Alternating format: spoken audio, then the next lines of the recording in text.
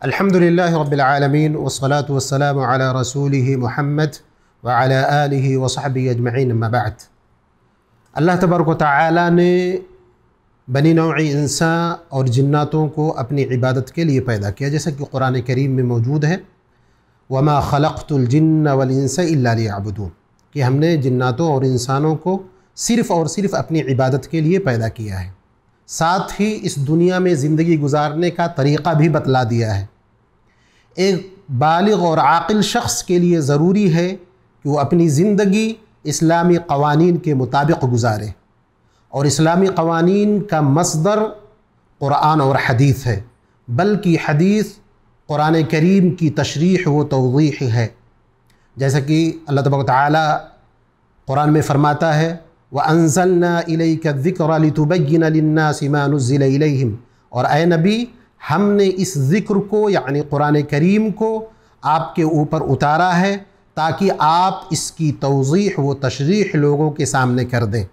اسی طرح اللہ کے نبی جناب محمد رسول اللہ صلی اللہ علیہ وسلم نے ارشاد فرمایا الا وانی اوتیت القرآن ومثلہ معہ، جان لو اے لوگو کہ مجھے قرآن کریم دیا گیا اور قرآن کریم ہی کے جیسی ایک چیز دی گئی ہے، اور اس سے مراد حدیث نبوی ہے۔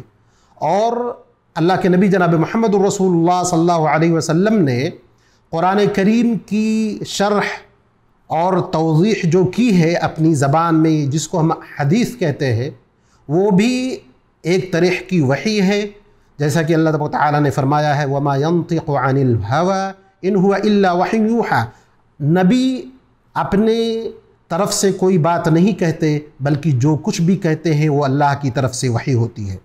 عملی طور پر قرآن کریم میں ایسی بے شمار چیزیں ہیں جو مختصر ہیں، حدیث میں اس کی تشریح آئی ہوئی ہے۔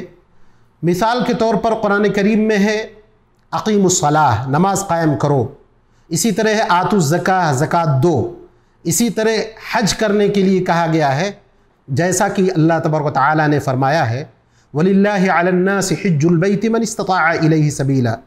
اسی طرح زکوٰۃ ہے، تو نماز کتنی پڑھنی ہے، کس کیفیت پہ پڑھنی ہے، روزہ کس طرح رکھنا ہے، حج کس طرح ادا کرنی ہے، زکوٰۃ کس طرح دینا ہے، تو ان ساری چیزوں کی تفصیل اور توضیح حدیث نبوی میں اللہ کے نبی جناب محمد الرسول اللہ صلی اللہ علیہ وسلم کی حدیث میں موجود ہے۔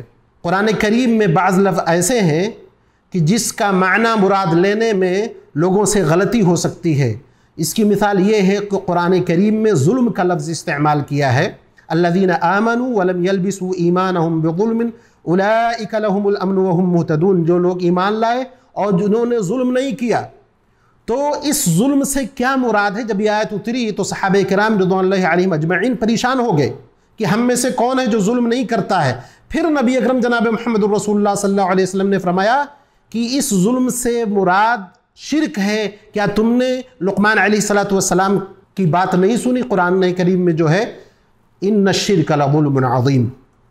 تو خلاصہ یہ کہ حدیث کے بغیر دین پر عمل ناممکن ہے۔ اس کے ساتھ ہی اس بات کی رعایت ضروری ہے کہ حدیث ضعیف نہیں ہونا چاہیے، حدیث صحیح ہو، کمزور نہ ہو۔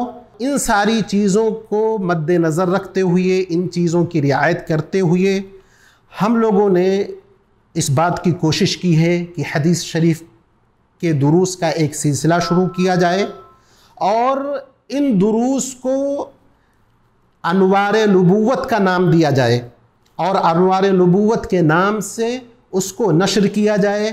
ہمیں امید ہے کہ اس سے لوگوں کو فائدہ ہوگا۔ رب العزت والجلال سے دعا ہے کہ اللہ تبارک و تعالی ہم کو نیک عمل کی توفیق عطا فرمائے، حدیثوں کو سمجھنے کی توفیق عطا فرمائے۔